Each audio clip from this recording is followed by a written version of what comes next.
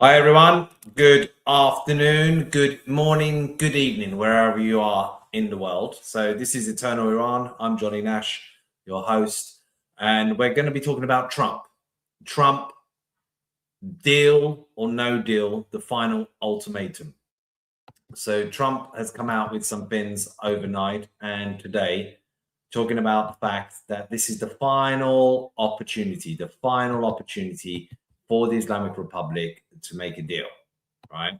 And if they don't make a deal, then there will be serious consequences to Iran. His words. So he's calling it again Power Day, bridges, power plants and bridges day. So power plants and bridges day. Do you remember the tweet on Truth Social when he talked about that it could be the end of a civilization should they not agree for a ceasefire to deal in terms of opening the Strait of Hormuz?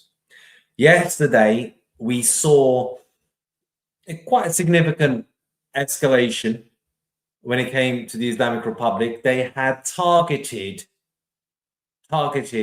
two tankers from India, and they had shot at, and according to Trump, actually, some of the reports are that they also shot at a French tanker and maybe a UK one. These were the comments from Trump. So Trump renewed his threat to knock out Iran's power plants as he sends Vance for further talks on ending the war.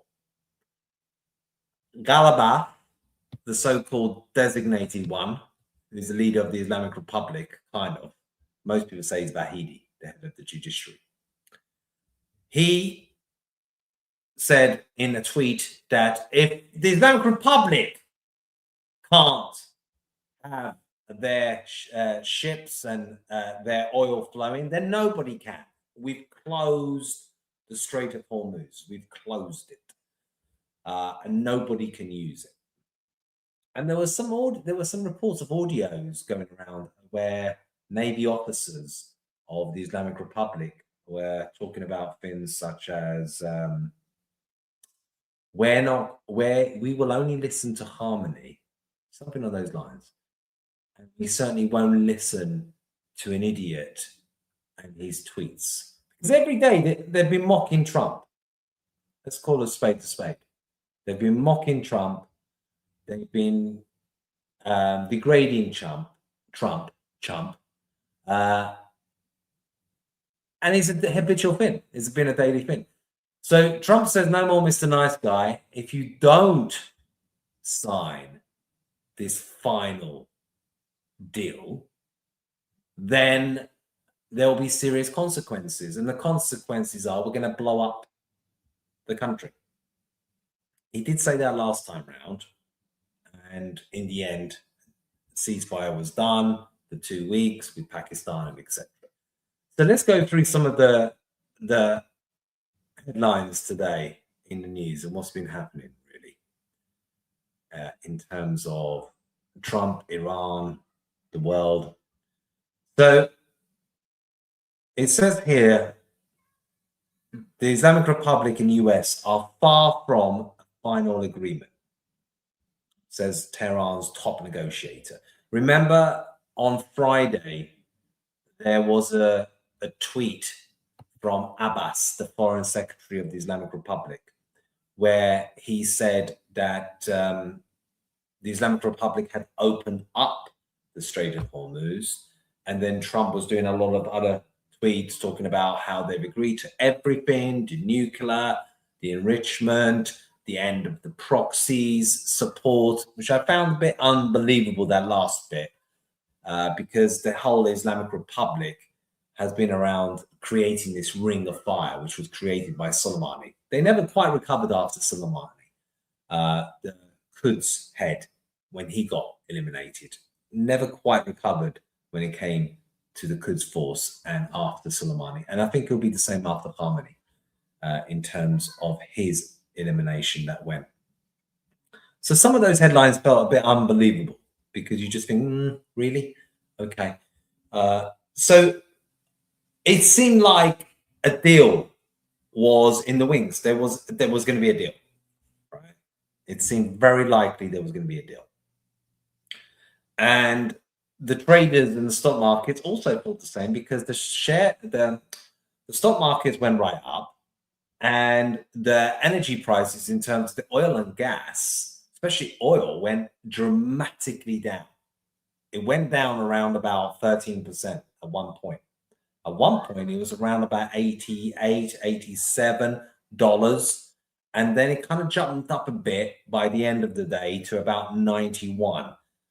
So what is going to be the making of how the stock markets will view what's gone on over the course of the weekend? How will the traders view that? Will oil prices now jump right back up? But then we've got these so-called talks going on with Vance heading back to Islamabad, with Pakistan being the host, and that Steve Witkoff is also joining, and so is Jared Kushner, the son-in-law of Trump, and Witkoff, the real estate mogul, who has been involved in a lot of these negotiations, which the Islamic Republic didn't want. They just wanted Vance. There were some rumors earlier today that Vance wasn't even coming. That Vance wasn't going to come due to security concerns, and then later on it says that he is coming. So it's been conflicting messages on that. So this is what Trump said.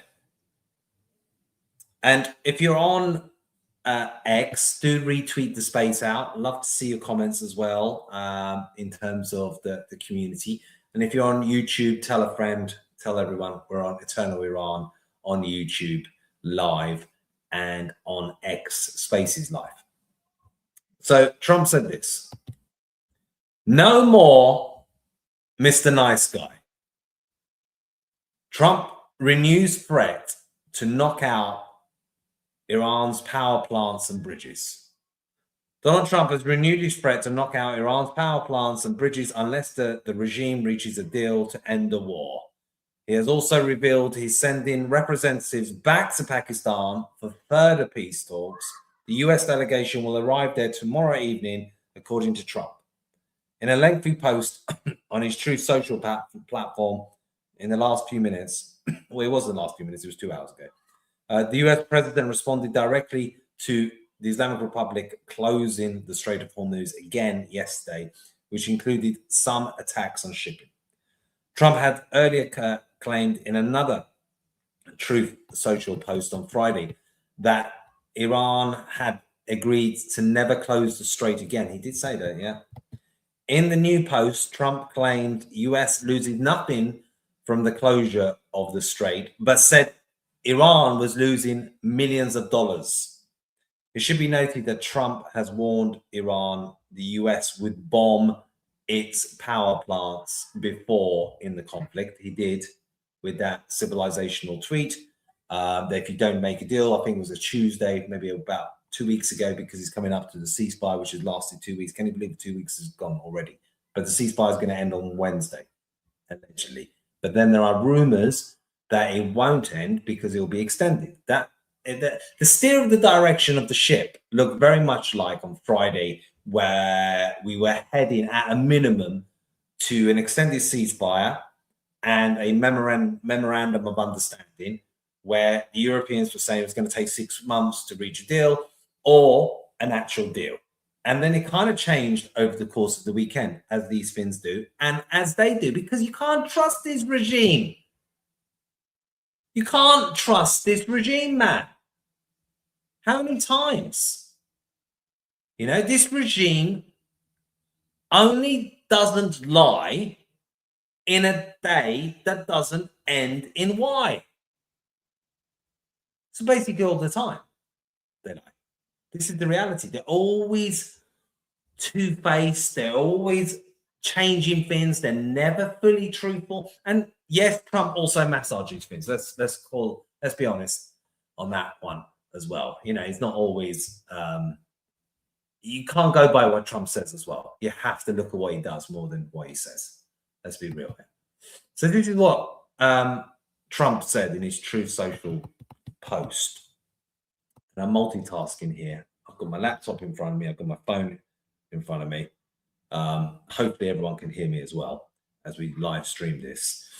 So Trump said, Iran decided, he means the Islamic Republic, but let's just go with his tweet. Decided to fire bullets yesterday in the Strait of Hormuz, a total violation of our ceasefire agreement. Many of them were aimed at our French ship. You know, the French, they did that allegedly a deal, an underhanded deal with the Islamic Republic to let French ships go by. Macron, who I'm not a big fan of, and nor are many. Macron the jerk, I call him. And a freighter from the United Kingdom. That wasn't nice, was it? My representatives are going to Islamabad, Pakistan. They will be there tomorrow evening for negotiations. Iran recently announced that they were closing the strait, which is strange because our blockade has already closed it. They're helping us without knowing, and they are the ones that lose with the closed passage. $500 million a day, exclamation mark. The United States loses nothing. In fact, many ships are headed right now to the US, Texas, Louisiana, and Alaska to load up complements of the IRGC, always wanting to be the tough guy. We're offering a very fair and reasonable deal, and I hope they take it, because if they don't, the United States is going to knock out every single power plant and every single bridge in Iran. No more, and he puts this in capitals, Mr. Nice Guy, exclamation mark. They'll come down fast. They'll come down easy. And if they don't take the deal, it will be my honor to do what has to be done, which should have been done to Iran by other presidents for the last 47 years. It's time for the Iran killing machine to end. President Donald J. Trump. I'm just reading out some of these comments as we've gone on the stage. The negotiations are absolute nonsense. The US should have ended the ceasefire last night. It's a good argument because he said it himself, a serious violation. Who wants to deal more, though? Is it Trump and the Trump administration or the Islamic Republic? Sometimes I feel like the Trump administration may want it more. But some people say, no, Johnny, it's 5D chess. This is all part of the plan, etc. You know, you can't buy all these things. Look at what he's doing. Fair enough.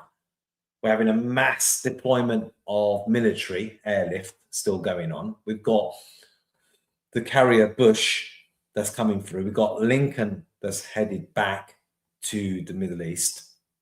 I think there'll be about 3 carriers in the region. So in terms of facts, on hard facts of what's actually, apart from words, it looks the opposite. But in terms of words and messaging, it feels like at times Trump and the Trump administration are looking or wanting more to do a deal. So someone says here, France making deals with terrorists and getting a taste of their own medicine. Yeah. People say that because the Islamic Republic and France and Khomeini go back a long way since 1979. You can look back at it yourself. So I'm just going to check some of the latest on this, but let's keep going. So this is what overnight Galaba, who's who's positioned himself as the man, because there seems to be 2 power camps. There seems to be the Galabaf, Abbas, Yazarifi, Rouhani, and those lot through, and then you've got your Vahidis, probably Sajid Jalili. You've got also Harmony 2.0 in whatever form he's in. I think he's incapacitated. And it feels like the guys that have the guns are the ones that are in charge, as opposed to the ones that try to wear a suit. And you got Massoud on the other side, allegedly. Then there's no reformers, by the way, in this analogy outline. There just is an evil regime. There are ones that are more, let's make a deal, but I'm still evil. And then those that are more radical and evil, but don't want to do any type of deal and think they're winning and see it as a sellout otherwise. And there were quite a lot of that crew that were upset that there would be serious consequences to Galabaf and Abbas, saying that they're going to give up the uranium and the nuclear weapon, and it was unacceptable. So this is what Galabaf said overnight. He said in a televised appearance, I didn't know it was televised, the Speaker of the Parliament, it's amazing he speaks, but Harmony 2.0 doesn't, or no audio. I wonder. So he commented on the state of peace negotiations ahead of the approaching ceasefire deadline, which is on Wednesday. Who thinks that last minute before Wednesday they extend the ceasefire again? Could well be. And on the decision to reverse the reopening of the Strait of Hormuz, he warned the shipping lane will stay closed if the US continues to block ships from entering and exiting Iran's ports. For several days, they have blockaded the Strait of Hormuz. What a foolish and stupid decision. This is another mistake of theirs. If you do not lift the blockade, traffic in the Strait of Hormuz will definitely be restricted, and there is no doubt about it. And they're doing that as well because there's an economic war going on in terms of who is inflicting more pain on the other. Who's inflicting more pain on the other. And wars often is a battle of wills, right? Who can break the will of the other before victory? So the IRGC, someone says, are so radical that they won't take any deal. I don't think Trump is done messing around. So latest is Vance is going with Wickoff, with Jared to Pakistan again to have these peace talks again. And then we have all the tweets. So I'm just going to look and check what the latest is saying. So there's also a report from Iran, a large fire at a factory to the shipbuilding industry that's happening. Could it be the random gas leaks again that's going on? So Tasnim, which is a media arm very closely tied to the IRGC, says it will not send a delegation to Pakistan while the US has a naval blockade that remains in place. So that's the latest. They will not send a delegation to Pakistan while the US naval blockade remains in place. So where's it going to go, folks? Where's this going to go? Are they going to turn up like they did last time when they said they weren't going to turn up, and they did turn up in the end when they came out with their suits and all that, thinking they're the man, the big I am, strutting their stuff, or they're not this time round? Because it does have serious consequences to Iran as a country and the Islamic Republic as a regime. What happens next? And the whole economy is dependent, most of it is dependent on energy, on oil and gas. It's the driver. And if you block that, then the economy, which was in a bad way already, will be in even a worse way. So, got the latest on Benjamin Netanyahu, who's just done a tweet, who's sent a tweet to welcome to Jerusalem his friend, President of Argentina, Javier Milei. And he's done a terrific job for Argentina, that guy. He really has. He's quite a rock star in what he's done to Argentina. He's really turned that country around. So Mark Levine has just tweeted, he's been a great supporter of Iran and Iranians.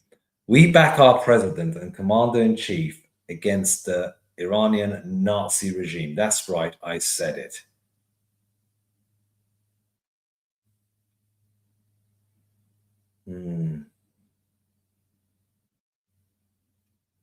Someone says President Trump is sending VP JD Vance to Islamabad. Pakistan to negotiate directly with Iran, but they were there for a few days, my understanding, prior. And there was a lot of optimism, and then the mood has changed. The pressure campaign is intensifying. Trump isn't playing games. But some people would say he might be playing games because this is all part of them to surrender. But they just won't surrender, folks, will they? Let's be real here. They won't surrender because unlike Western regimes that are dictatorial that fall, they often have a place to go to, right? Whereas when you're a tyrannical regime and you're anti-Western, you're more durable. Look what's happened in Cuba. Look what's happened in North Korea. Look what happened with Assad. Look what's happening in Islamic Republic. And the reason Assad went was they made a decision that that's it. Assad has to go. And that's why it collapsed, because it collapsed from the ground, didn't it? 50 years that regime lasted. So anti-Western regimes are harder to get rid of because they don't have to worry about things like, human rights, that they go too far. They don't have to rely on things like military aid, being dependent on economically, etc. So they can be more belligerent.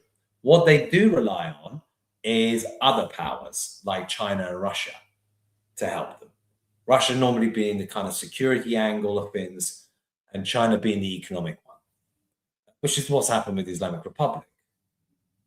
So there are reports of significant aircraft activity over Tehran, but we hear this a lot, and then it turns out to be a false alarm or whatever.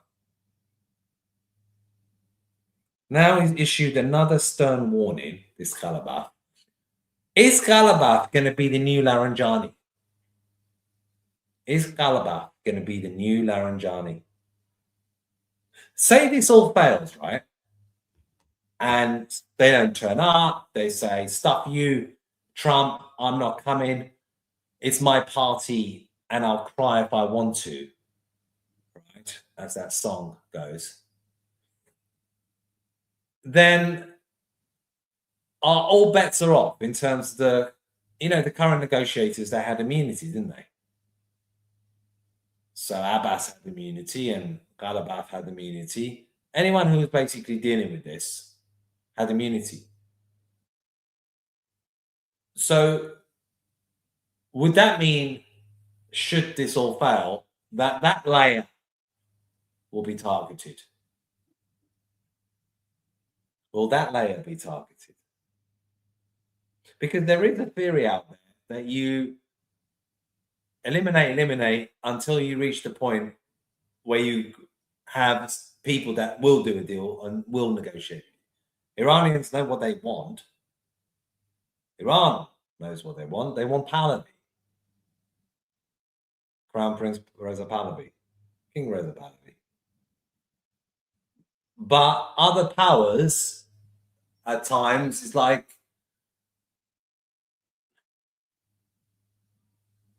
hitting a brick wall. It's like hitting a brick wall and regurgitating and keep stating the same record again and again in terms of what Iranians want. I think Iranians showed everybody what they wanted in January the 8th and 9th, when it comes to the massacre that happened. Over 42,000 died. They wanted Iran back. They wanted Pahlavi back. But world powers, and especially there's only two important ones right now in terms of this liberation rescue mission, this war on the Islamic Republic, and that's the United States and Israel. Europe is watching by, etc. It's only two powers, and then they have to decide. What they're going to do next. And Trump, it seems like there is a theory out there. Let's deal with those within and see if we can reach a team that's willing to do a deal. Because Trump is all about deals, the art of the deal. He's a businessman first. Okay, I like Trump, but he is a businessman first. And I do think if he could make a deal with someone who was going to end the nuclear and enrichment and ballistic missiles, he'd do a deal. And then he'd call it, and he could declare that as a big W. You could argue that's a big W because that would be tantamount to surrender terms for the Islamic Republic, right? Because they've spent the whole time and someone said, spent $1 trillion over these decades on the nuclear program. And they see it as the ultimate insurance policy because no one can tackle North Korea. Look how Pakistan was able to go nuclear. Pakistan, right? It's a failed state in many ways, but it was able to go nuclear. And nuclear weapons is like the ultimate insurance policy for a tyrannical regime, for dictators. And they don't want to give it up. So if they don't, then these negotiators, the team that the Trump administration are negotiating, talking with, either they're not able to do a deal and get it over the line because they don't have the real power, because the power rests with the IRGC, which the people with the guns, and not the suits. Then therefore they become surplus to requirements. They no longer become valuable, or they no longer serve a purpose. Or secondly, the conclusion is these guys are scumbags, and therefore they're just BSing us, and we just got to stop this because it ain't going anywhere. Which then results in consequences, doesn't it? So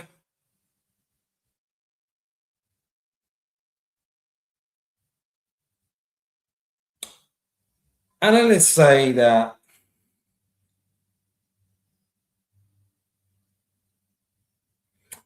there's reports here talking about talks happening on Tuesday, and the US team is going tomorrow, and it'll start Tuesday evening, maybe go into Wednesday. Remember the 21 hours they did before, right? They did 21 hours before. And they also said the same thing about not coming, and then they did, in the end, they did come. Are we going to see the same repeat? I'm not coming, and then suddenly they are.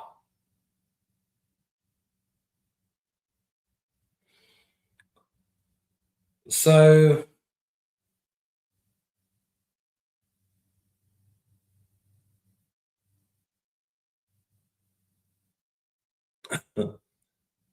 some other breaking news. Benjamin Netanyahu has asked to cancel tomorrow's testimony in court, citing diplomatic and national security matters.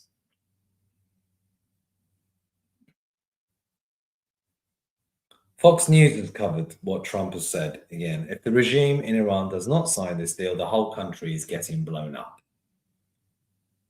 Trump, you are dealing with an apocalyptic, difficult word that one, death cult. Basically someone who wants the end of the world, who generally think they're winning.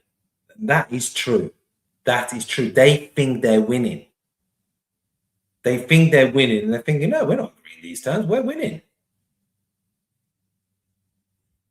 Yeah, they can kiss my feet. We're winning. We're going to have much better terms. Why should we? And a few of these jihadis think they're winning because winning for them was a different version, not military to military, no contest. Politically, survival, breaking the will of the other, economic pain, getting them to give up. And they think that's working because there's been a disconnect, hasn't there, between the Europeans and the US. Doesn't take a rocket scientist to figure that out because a lot of economies are fragile and dependent. We live in an interconnected world, global world. People look at the everyday things like, oh, my gas is too expensive. At the petrol pumps, the food prices, interest rates, you name it. And we've been in a weak state, especially Europe and the UK for a while since COVID. And then when the electorate of those countries think like that or feel like that or communicate like that, it then affects those politicians because they're elected politicians and they're well aware of the consequences. And they know about this too. So they play that game too. They play that game too.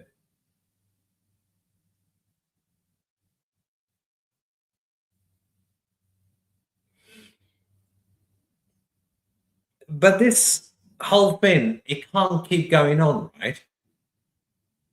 It can't keep going on.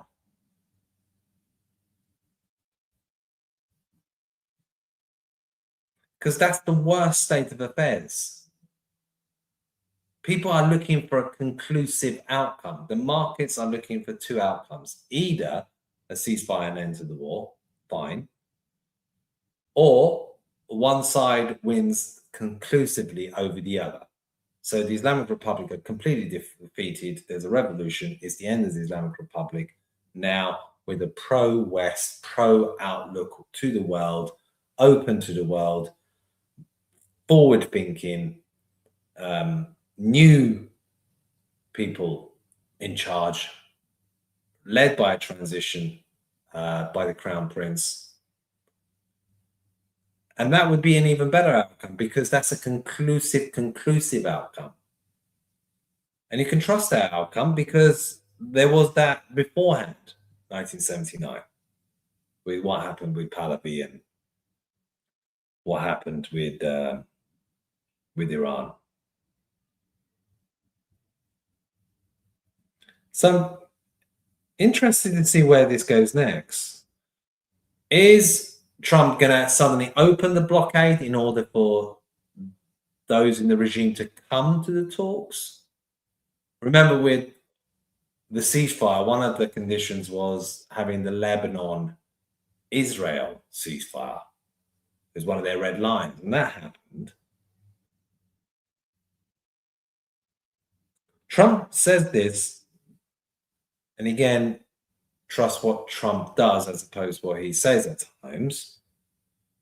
And this is from someone who likes Trump genuinely, not those that try to jump on the bandwagon of Trump, who didn't give a care about Trump before, who never really spoke about Trump before, who never even did much content about Trump before, but all of a sudden are the biggest fan of Trump. That's pure opportunism if you've ever seen it in your life. And there are a lot of opportunists and fake individuals and people that go on, they jump on the bandwagon and they do things because they're very calculated. It's all about me, me, me. It serves my purpose. It serves my agenda, not me. But this is the rationale to these individuals because they think, right, he's winning.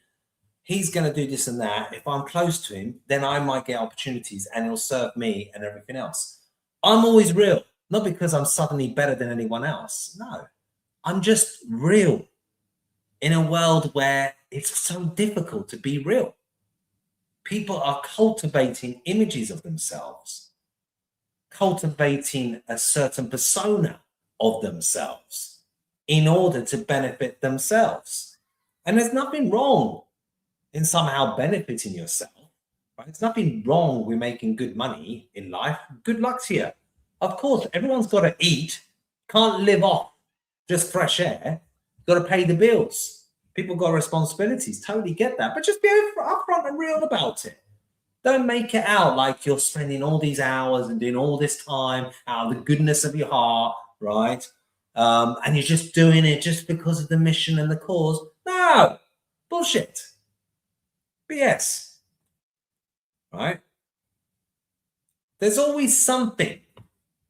Iranians have it because they have skin in the game. They love Iran.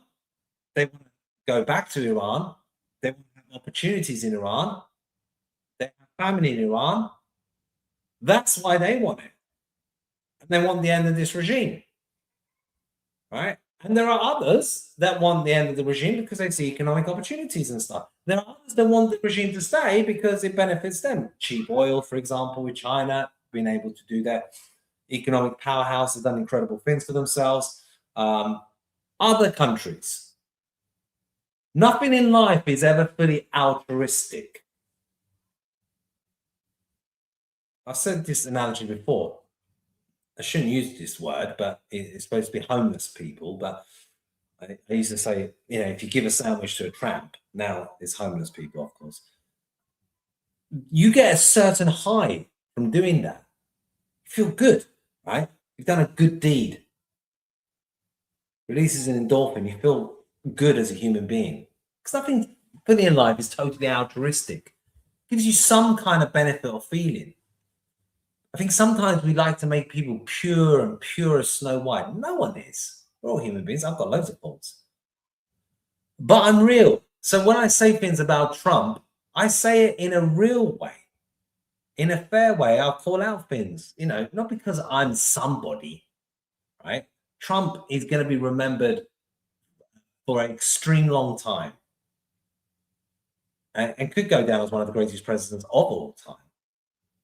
But there are a lot of sharks out there and opportunists that jump on things. They jump on the Pahlavi bandwagon. They jump on the Trump bandwagon because it suits their narrative. It suits their purpose. And that's okay if it leads to a victory, right? Because that's what we want in the end, is to win. But be mindful of that. Right? Be mindful of that.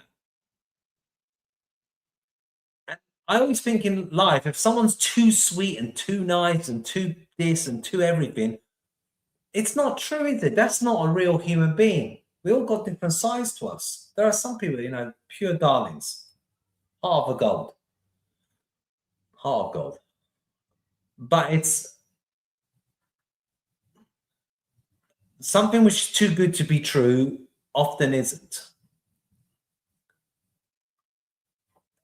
In the end, though, whoever helps with the message in order to win, who cares in some ways?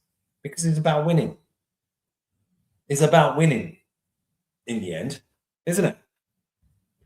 It's about winning, wanting the end of this regime, wanting Iran back, have a future for some, be able to go home. 10 million Iranians who left Iran not because they wanted to, because they had to. Right? The biggest brain drain of any country on earth. So many that contribute so much to this almighty country, this mighty country of Iran. The potential is enormous. You think about it nowadays, everything has been said or everything's been done. It's so saturated, so difficult. Life is, you've got all the opportunity like never before, but because you've got all the opportunity like never before, there's less opportunity. Does that make sense? So, but I just like real. And not people who are just constantly drumming the bandwagon because it serves an ulterior motive. And suddenly become diehards when they were never there to begin with in the first place. Or they were there, but they were kind of mute. So rant over with that. But it's important, folks, because we can't be naive to stuff, right? And that's why even when I speak at times, people like it, they don't like it. Fine, that's everybody's got an opinion. You know, "Oh, I can't stand what you said. Or actually, you're wrong about what you said." I'm not there to say I'm the oracle. I'm someone. Oh, look at me! I got this all wrong. All right. I have got it wrong at times. And I predicted this. I did this. I did that. I'm just amazing. No, I'm just there telling my truth, commentating. Sometimes I get it absolutely right. Sometimes I get it absolutely wrong. But you're guaranteed real. That's for sure. Um, so President Trump does tell Fox News that, like I said, this is the last chance to make a deal, saying he will not repeat what he called Obama's mistakes. I'm warning that if Tehran refuses, the whole country is getting blown up. They did say this before, remember. We shall soon see, right? Because he gave the deadline yesterday evening, didn't he? Do you remember? There was a tweet or a statement made that I'll soon know whether Iran wants to make a deal or not by the end of the day. And the deadline window seemed to be the end of the day yesterday, but it's changed again. So now it's changed again. This is the thing about this. It does your head in. And the latest now is that, excuse me, the Iranian delegation, the Islamic Republic delegation, will arrive in Pakistan on Tuesday for talks with the United States. CNN reported, citing Iranian sources, or they should say Islamic Republic sources, familiar with the negotiations. The report cited the sources as saying the team is expected to be the same. So the same team's turning out as the one before, including Foreign Minister Abbas Araghchi and Parliamentary Speaker Mohammad Bagher Ghalibaf. Iran expects a symbolic joint announcement. Okay, listen to this. Expects a symbolic joint announcement extending the ceasefire on Wednesday. The sources added, according to the report. The report added that if talks proceed smoothly and the US President Donald Trump agrees to travel to Islamabad, then President Masoud Pezeshkian would also attend for a joint meeting where the sides could sign an Islamabad declaration. What do we think about that then? What do we think about that? You know, you can see this happening too, right?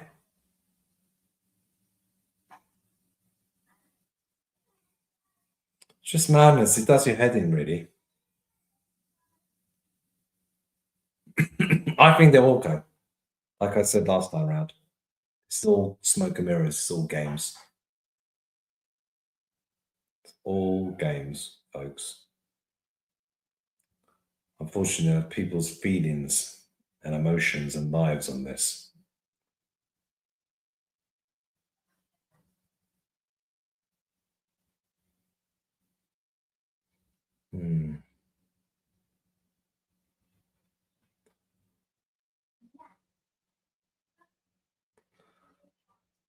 Okay. All right. I think I'm done. It was a short live. I don't like to go on and on. I'll do this from time to time, and then we can take it from there.